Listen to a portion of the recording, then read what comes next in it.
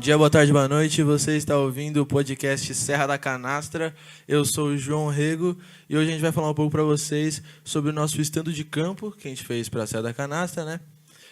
Vai ser dividido em 3 capítulos. O primeiro vai falar sobre ambiente, o segundo vai falar um pouco da cultura e o terceiro vai falar sobre algumas questões sociais que está envolvido, né? Hoje aqui na mesa para falar sobre ambiente, a gente está com o Vitor Figueiredo. Opa, galera, tudo bem?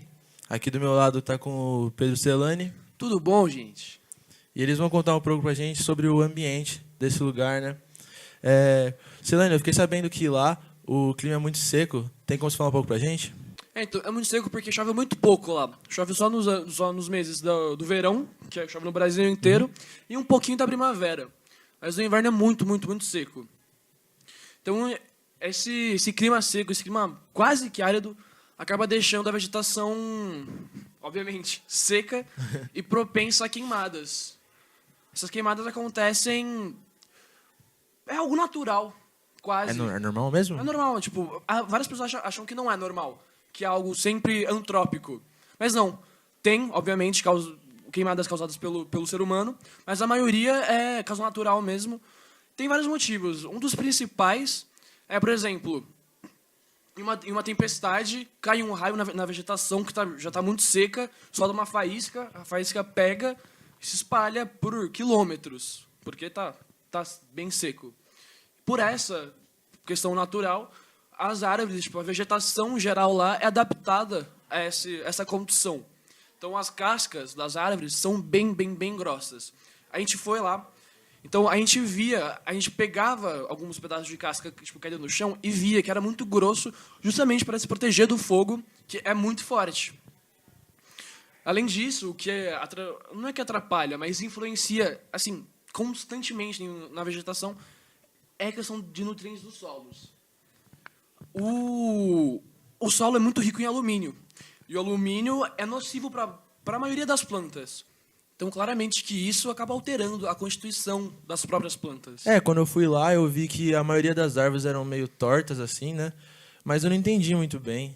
Isso acaba acontecendo justamente por causa do alumínio, né? Como o solo é muito rico em alumínio, acaba se tornando tóxico. Então, justamente, né, por causa do alumínio. E também algumas causas, como o Pedro tinha citado, das queimadas, né? Elas podem, justamente por causa da resistência da casca, podem mudar essa estrutura da planta, e são esses os 2 principais motivos do porquê que a estrutura das árvores muda. Então ela fica torta por causa do alumínio e por causa das queimadas naturais ou por causas antrópicas.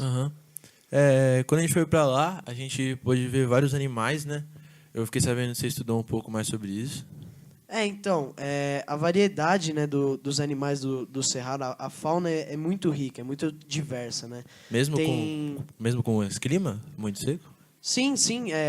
A gente pode perceber mamíferos, aves, répteis, anfíbios, peixes de várias espécies vivem no Cerrado, né? Então, alguns, inclusive, por causa antrópica ou por algumas causas naturais, estão ameaçados de extinção, né? Alguns bem famosos, como a onça-pintada, o tatu-canastra, né, típico daquela região. O lobo-guará, a águia cinzenta, também tem o cachorro do mato vinagre. Né, são espécies que muito diversificadas, né, do Cerrado, que estão literalmente ameaçadas de extinção. Então, estão para acabar. Tipo, além da vegetação do Cerrado em si, pelo menos em São Roque de Minas, no parque que a gente visitou, tinha o Rio São Francisco. Então, ao redor do rio, tinha os chamados corredores ecológicos, que, dada a umidade do solo, a vegetação é diferente da, supostamente, região. Então, por exemplo, na parte alta do parque, lá de São Roque, era mais cerrado seco mesmo, normal. Na parte baixa, que tinha a queda da Casca d'Anta, que é a maior queda do Rio São Francisco, tinha a parte mais de Mata Atlântica.